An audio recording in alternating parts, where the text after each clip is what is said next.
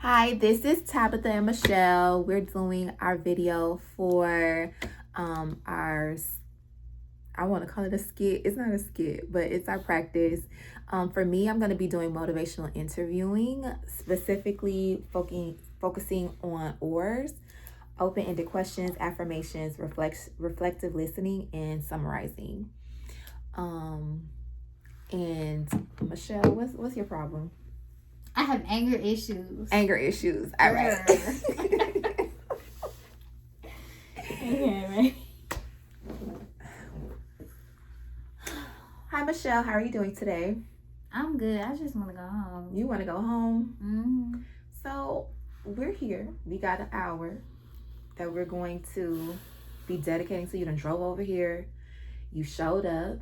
I mean, I got to. Like, my job requested me to come here. Mm-hmm. Right. I got into one disagreement. Mm-hmm.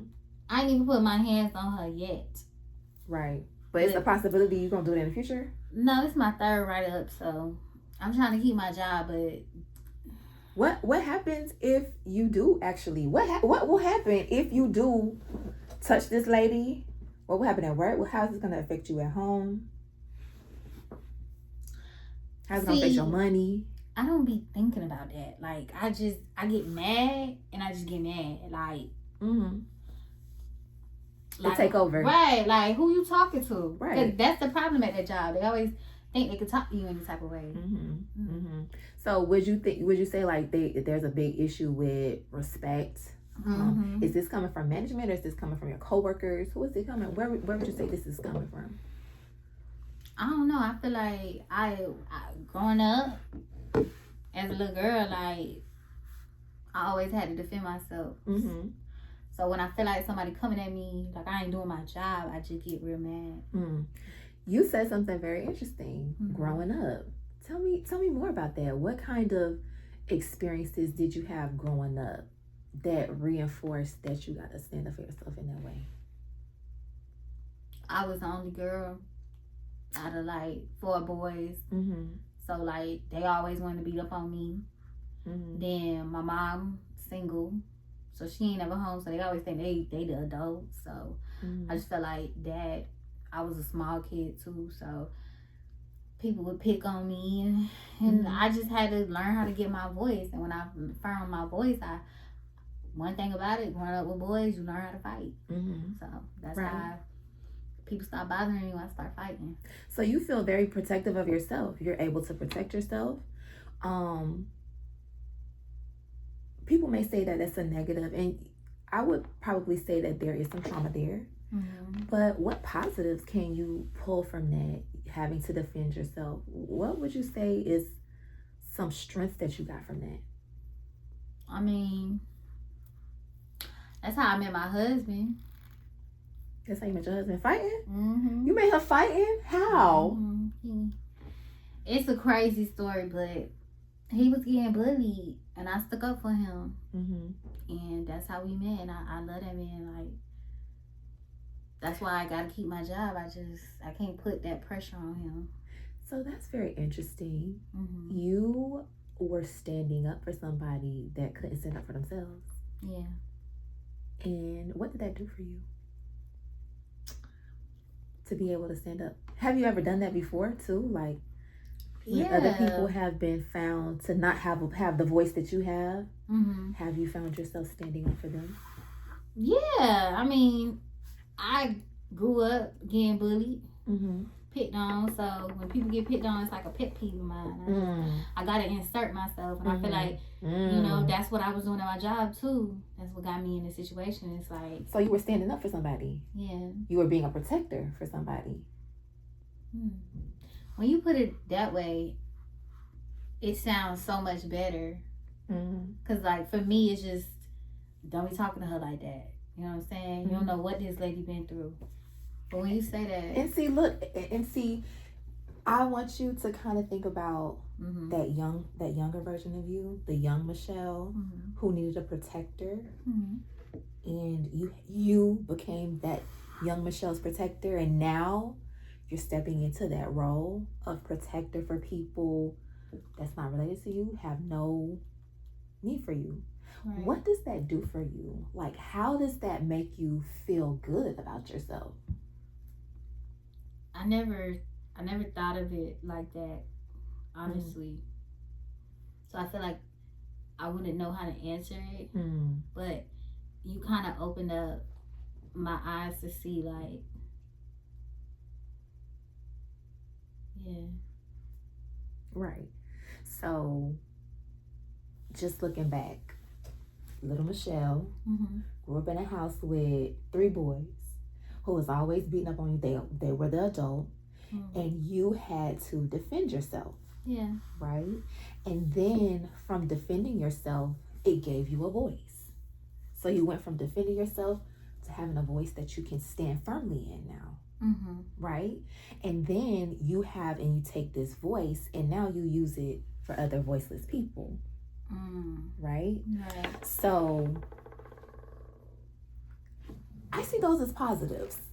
I mean, granted, as a child, you don't want to be bullied, and there are more things for us to unpack. But if we can look at it that way, right? So now, when you're taking yourself and you're putting yourself in this protective role, because you just stated that is one of the reasons why you got to rack up, because you inserted yourself or you jumped to protect somebody, and it kind of got you in trouble. Right? And then it's like people can't talk to you that way. You don't want nobody talking to other people like that. You want there to be respect. Yeah. So you're big on respect. Respect me, everyone respect each other.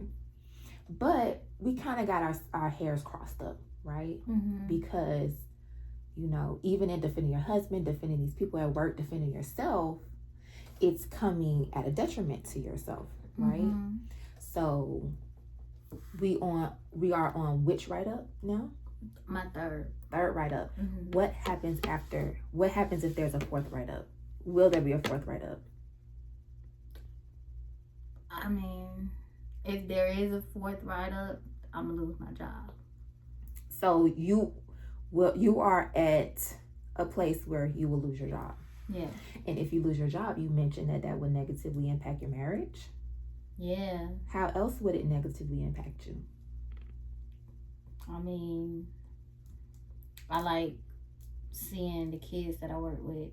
Like, I'm not a teacher, I'm just a security, but I enjoy seeing them, I like it's to the point where I'm going Family Dollar buying candy and stuff. So I do, yeah. So all of those things that you value are in jeopardy now. So what are 2 things? Give me 2 things that you can do starting this week to address your anger in the very moment. What are 2 things that you can do? I don't know. I'm so used to being so like, somebody say something, I say something back. Short fuse, short temper. I can't say like, and nothing is wrong. I've never had a conversation with someone that saw my side. Like even my husband, he'd be like, "Oh, you ain't gotta say the things you say."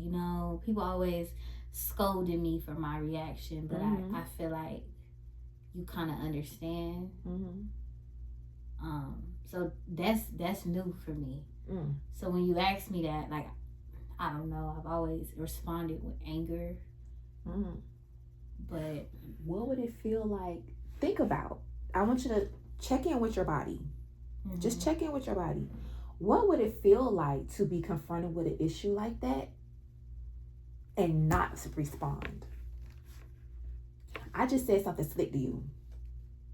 Michelle, yada, yada, yada, and you want to pop off. What would that feel like in your body to not pop off at me?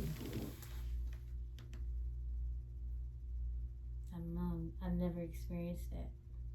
I'm open. Not gonna lie, I'm open to learning more because I'm sure it ain't gonna get me written up. It won't get you written up. It won't. It won't. But I want you to start thinking about that.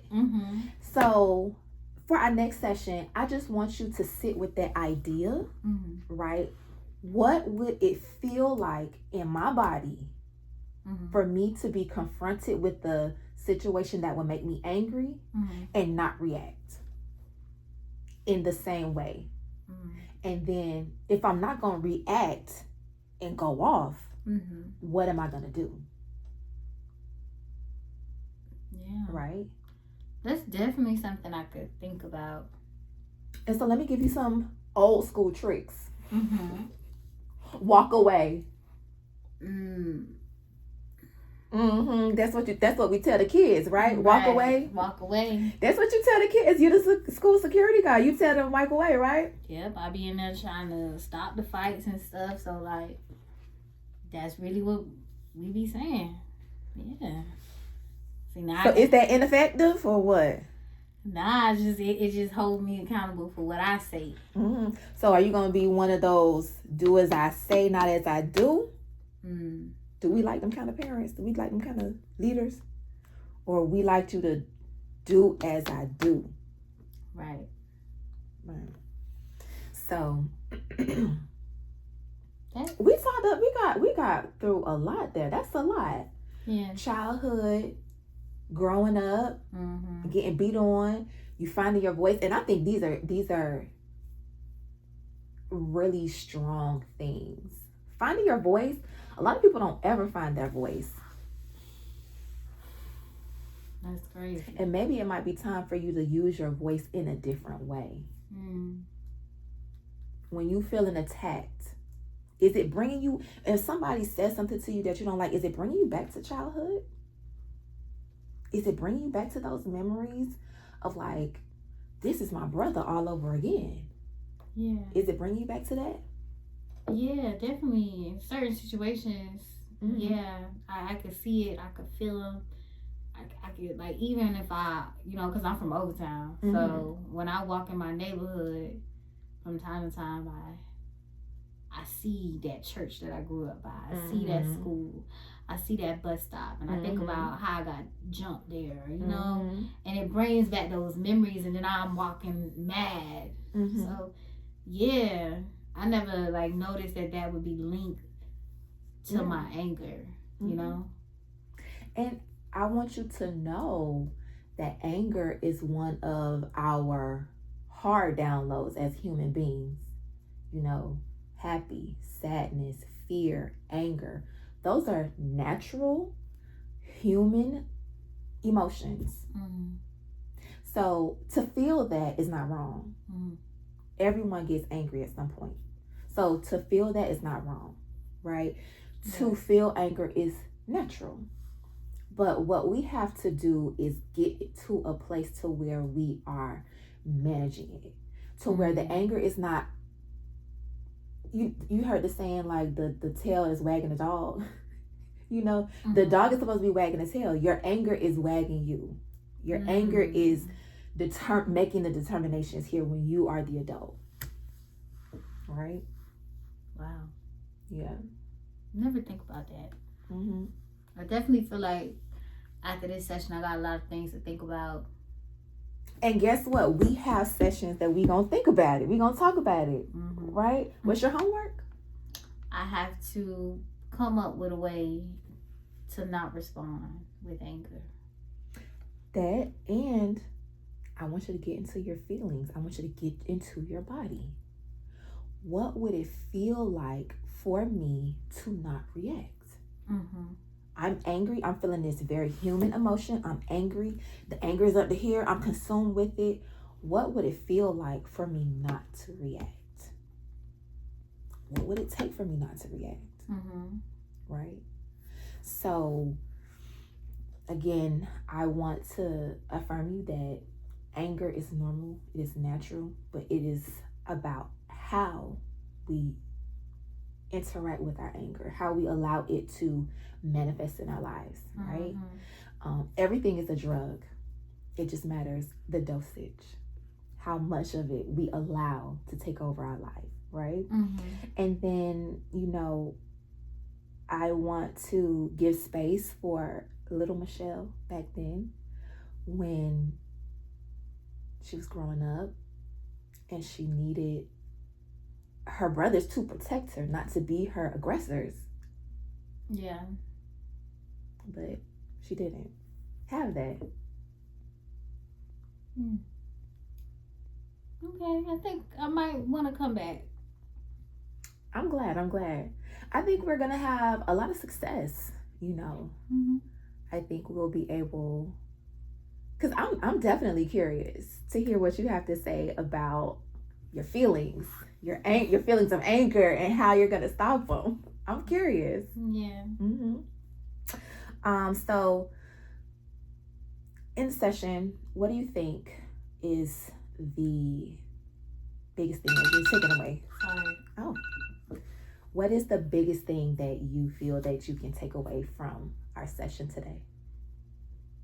I think the biggest thing I can take away from this session is the feeling of being heard. Like, not judging, not yelling, oh, you need to do this or you need to do that. Like, that felt good. Good. All right, so next week, 6 o'clock? Next week, 6 o'clock. In person, on time. Bring that anger with you. In person, on time. All right. And scene.